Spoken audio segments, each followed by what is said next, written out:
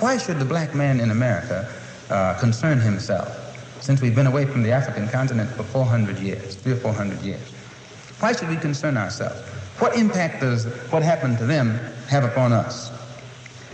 Number one, first you have to realize that up until 1959, Africa was dominated by the colonial powers, and by the colonial powers of Europe having complete control over Africa, they projected the image of Africa negatively. They projected Africa always in a negative light. Jungles, savages, cannibals, nothing civilized. And naturally, it was so negative until it was negative to you and me. And you and I began to hate it. We didn't want anybody to tell us anything about Africa, and much less call us an African. And in hating Africa and hating the African, we ended up even hating ourselves without even realizing it. Because you can't hate the roots of a tree and not hate the tree. You can't hate your origin and not end up hating yourself.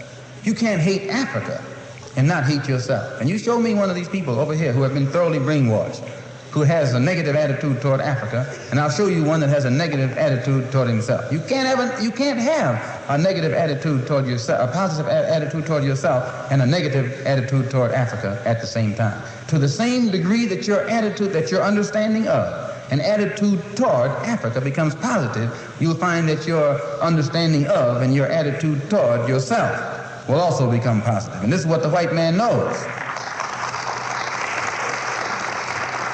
So they very skillfully made you and me hate our African identity, our African characteristics. And you know yourself that we have been a people who hated our African characteristics. We hated our hair. We hated the shape of our nose. We wanted one of those long, dog-like noses, you know. Yeah. We hated the color of our skin. Hated the blood of Africa that was in our veins. And in hating our features and our skin and our blood, why we had to end up hating ourselves. And we hated ourselves. Our color became to us a chain. We felt that it was holding us back. Our color became to us like a prison, which we felt was keeping us confined, not letting us go this way or that way. And we felt that all of these restrictions were based solely upon our color, and the psychological reaction to that would have to be that as long as we felt imprisoned or chained or trapped by black skin, black features, and black blood, that skin and those features and that blood that was holding us back automatically had to become hateful to us. And it became hateful to us. It made us feel inferior. It made us feel inadequate. It made us feel helpless. And when we fell victim to this feeling of inadequacy or inferiority or helplessness, we turned to somebody else to show us the way. We didn't have confidence in another black man to show us the way, or black people to show us the way. In those days, we didn't. We didn't think a black man could do anything but play some horn, you know, some sound, and make you happy with some songs, and in that way. But in serious things, where our food, clothing, and shelter was concerned, and our education was concerned, we turned to the man.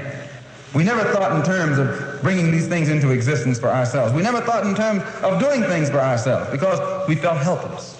And what made us feel helpless was our hatred for ourselves. One of the things that made the Black Muslim movement grow was its emphasis upon things African. This was the secret to the growth of the Black Muslim movement. African blood, African origin, African culture, African ties.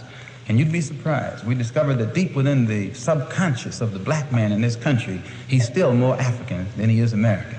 He thinks that he's more American than African because the man is jiving him, and the man is brainwashing him every day, telling him, you're an American, you're an American. Man, how could you think you're an American and you haven't ever had any kind of American treat over here? You have never.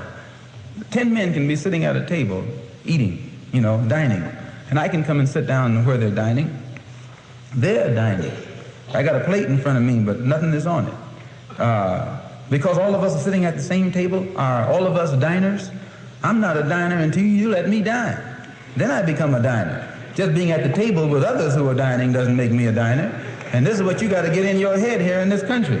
Just because you're in this country doesn't make you an American. And no, you got to go farther than that before you can become an American. You got to enjoy the fruits of Americanism. And you haven't enjoyed those fruits. You've enjoyed the thorns. You've enjoyed the thistles, but you have not enjoyed the fruits. No, sir. So I point these things out, brothers and sisters, so that you and I will know the importance in 1965 of being in complete unity with each other, harmony with each other, and not letting the man maneuver us into fighting one another. I say that again, that I'm not a racist. I don't believe in any form of segregation or anything like that. I'm for the brotherhood of everybody, but I don't believe in forcing brotherhood upon people who don't want it. As long as we practice brotherhood among ourselves, and then others who want to practice brotherhood with us, we practice it with them also. We're for that. But I don't think that we should run around trying to love somebody who doesn't love us. Thank you.